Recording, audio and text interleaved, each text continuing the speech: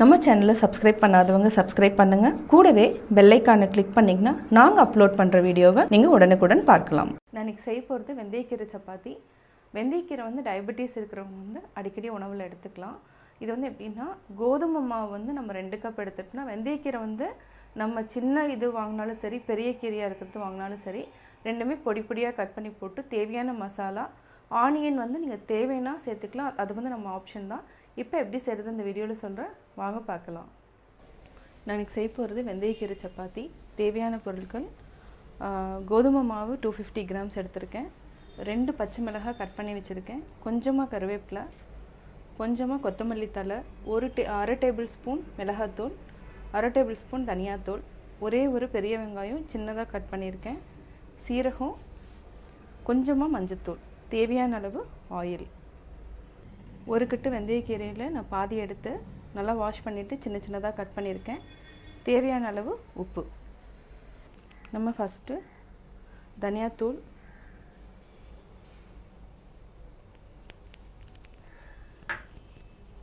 மிளகாத்தூள் இதையும் போட்டுக்கலாம்.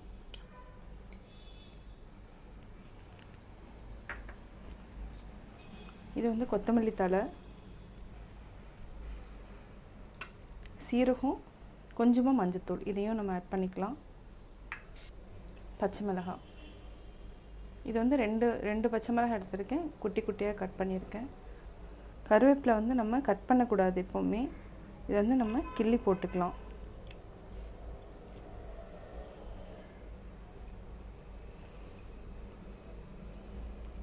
ஒரு பெரிய வெங்காயம் இதையும் நம்ம போட்டுக்கலாம். இப்போ நம்ம சால்ட் ஆட் பண்ணிக்கலாம். ஃபஸ்ட்டு இதையை தண்ணி ஆட் பண்ணிவிட்டு கொஞ்சம் கொஞ்சமாக நல்லா பிசைஞ்சிக்கலாம். இப்போ நம்ம இந்த வெந்தயக்கீரையும் நம்ம ஆட் பண்ணிக்கலாம். இதை ஒரு சிலர் வதக்கியும் பண்ணுவாங்க. நம்ம ஆப்ஷனல் தான், தேவைன்னா நீங்கள் வதக்கிக்கோங்க, இல்லைன்னா வேண்டியதில்லை.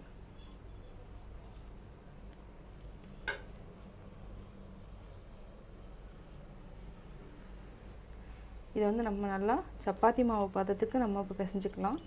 கொஞ்சம் கொஞ்சமாக தண்ணி விட்டு பிசைஞ்சிக்கலாம். இந்த மாதிரி நல்லா பிசைஞ்சிக்கலாம். இப்போ லைட்டாக நம்ம ஒரு டேபிள் ஸ்பூன் அளவுக்கு நல்லா எண்ணெய் ஊற்றி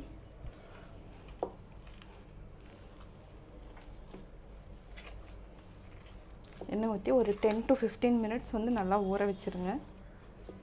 அவ்வளோதான். இப்போ இதை நல்லா ஒரு 15 to 20 மினிட்ஸ் நம்ம நல்லா ஊற வச்சுக்கலாம். அதுக்கப்புறம் நம்ம இப்போ சப்பாத்தியாக சுட்டு எடுத்துக்கலாம். இப்போ 20 மினிட்ஸ் ஆகிடுச்சு. நம்ம இப்போ சப்பாத்தியாக நம்ம தட்டி போட்டுக்கலாம். ஃபஸ்ட்டு இந்த மாதிரி உருண்டை எடுத்துக்கோங்க. கோதுமை மாவு நம்ம தனியாக வச்சுட்டு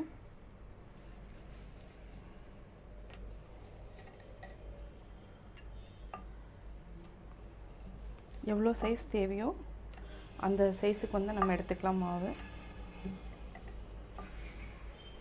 இப்போ இந்த சைஸ் தான் நான் எடுத்திருக்கேன். இப்போ நம்ம கல்லில் போட்டு எடுத்துக்கலாம். இப்போ நான் கல் காய வச்சுட்டேன். ஃபஸ்ட்டு ஒரு ஸ்பூன் எண்ணெய் ஊற்றிக்கலாம். இப்போ நம்ம போட்டு எடுத்துடலாம். இப்போ நம்ம திருப்பி போட்டுக்கலாம். நம்ம லைட்டாக எண்ணெய் விட்டுக்கலாம்.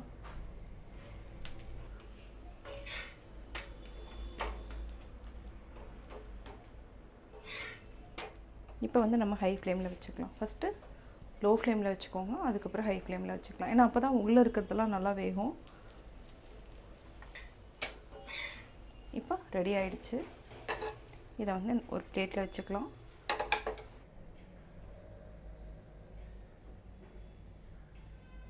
நான் வெந்தயக்கீரை சப்பாத்தி எப்படி செஞ்சேங்கிறத பார்த்தீங்க.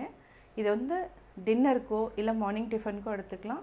நீங்களும் வீட்டில் ட்ரை பண்ணி பார்த்துட்டு உங்களுடைய கமெண்ட்ஸ் எனக்கு சொல்லுங்கள். பிடிச்சிருந்தா லைக் பண்ணுங்கள். மறக்காமல் எங்கள் சேனலை சப்ஸ்கிரைப் பண்ணுங்கள்.